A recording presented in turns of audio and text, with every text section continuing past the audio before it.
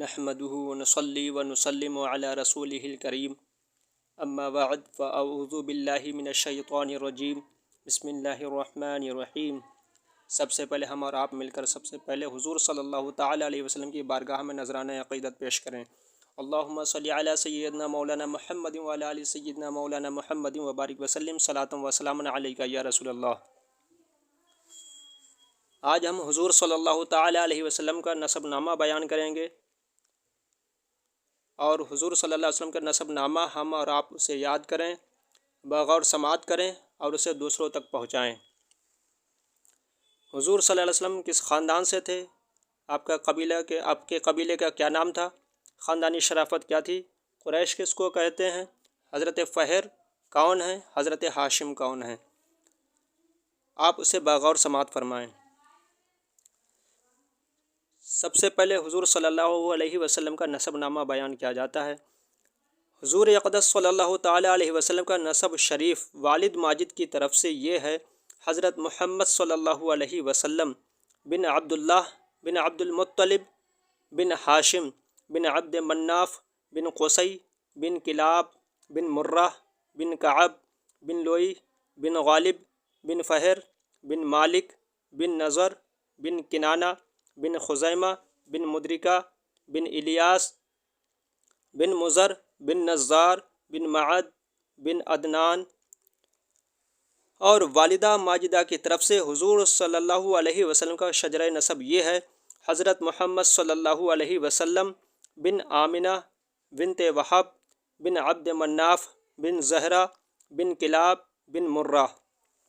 حضور علیہ الصلاۃ والسلام کے والدین کا نسب نامہ کلاب بن مرہ پر مل جاتا ہے، اور آگے چل کر دونوں سلسلہ ایک ہو جاتا ہے۔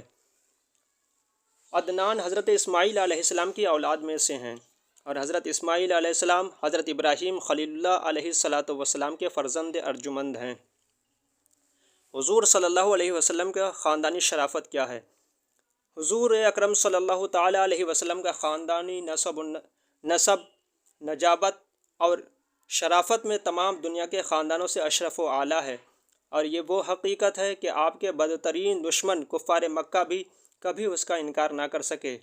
چنانچہ حضرت ابو سفیان جب وہ کفر کی حالت میں تھے، بادشاہ روم ہرقل کے بھرے دربار میں اس حقیقت کا اقرار کیا کہ یعنی نبی صلی اللہ علیہ وسلم عالی خاندان ہیں، حالانکہ اس وقت وہ آپ کے بدترین دشمن تھے اور چاہتے تھے کہ اگر ذرا بھی کوئی گنجائش ملے تو آپ کی ذات پاک پر کوئی عیب لگا کر بادشاہ روم کی نظروں میں آپ کا وقار گرا دیں۔ مسلم شریف کی روایت ہے کہ اللہ تعالیٰ نے حضرت اسماعیل علیہ السلام کی اولاد میں سے کنانہ کو برگزیدہ بنایا، اور کنانہ میں سے قریش کو چنا، اور قریش میں سے بنی ہاشم کو منتخب فرمایا، اور بنی ہاشم میں سے مجھ کو چن لیا۔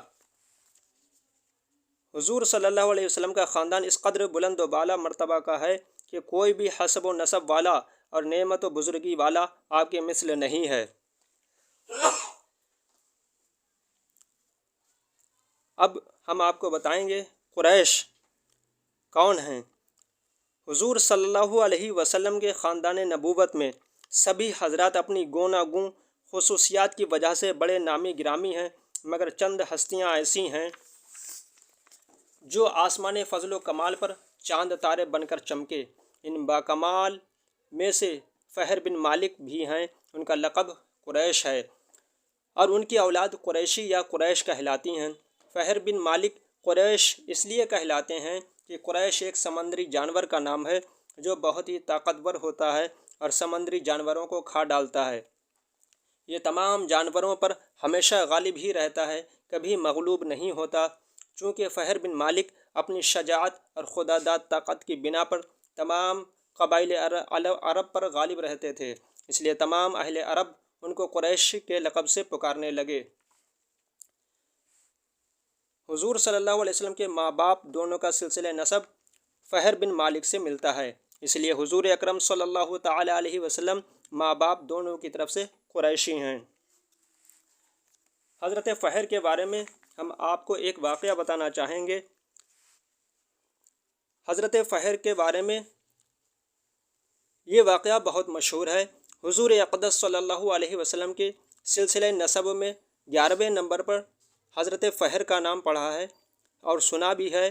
یہ جب شہر مکہ کے سردار ہوئے تو اس زمانے میں ملک یمن کا حاکم حسان بن عبد کلال تھا۔ اس شخص کو یہ بات بہت ناگوار گزرتی تھی کہ پورے عرب کے لوگ کعبہ کا حج کرنے کے لیے مکہ میں تو حاضر ہوتے ہیں لیکن یمن میں کوئی نہیں آتا۔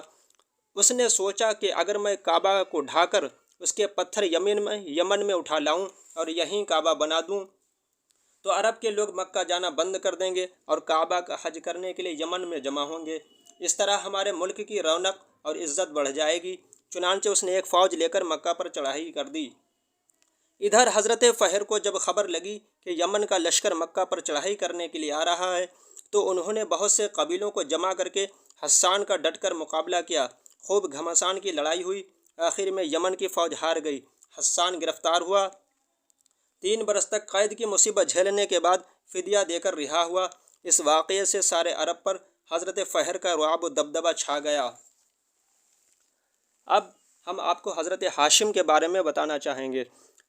حضور صلی اللہ علیہ وسلم کے پردادا ہاشم بڑی شان و شوکت کے مالک تھے۔ ان کا اصلی نام عمرو تھا۔ انتہائی بہادر، بے حد سخی اور اعلیٰ درجے کے مہمان نواز تھے۔ ایک سال عرب میں بہت سخت قحط پڑ گیا اور لوگ دانے دانے کو محتاج ہو گئے تو یہ ملک شام سے خشک روٹیاں خرید کر حج کے دنوں میں مکہ پہنچے اور روٹیوں کا چورا کر کے اونٹ کے گوشت کے شوربے میں سرید بنا کر تمام حاجیوں کو خوب پیٹ بھر کھلایا۔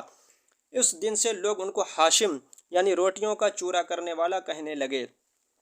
چونکہ یہ عبد مناف کے سب لڑکوں میں بڑے اور باصلاحیت تھے اس لیے عبد مناف کے بعد کعبہ کے متولی اور سجادہ نشین ہوئے۔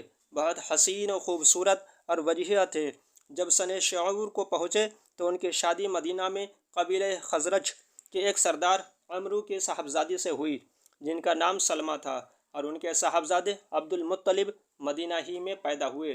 چونکہ ہاشم 25 سال کی عمر پا کر ملک شام کے راستے میں و مقام غزہ انتقال کر گئے، اس لیے عبد المطلب مدینہ ہی میں اپنے نانا کے گھر پلے اور بڑھے، اور جب 7 یا 8 سال کے ہو گئے تو مکہ آ کر اپنے خاندان والوں کے ساتھ رہنے لگے۔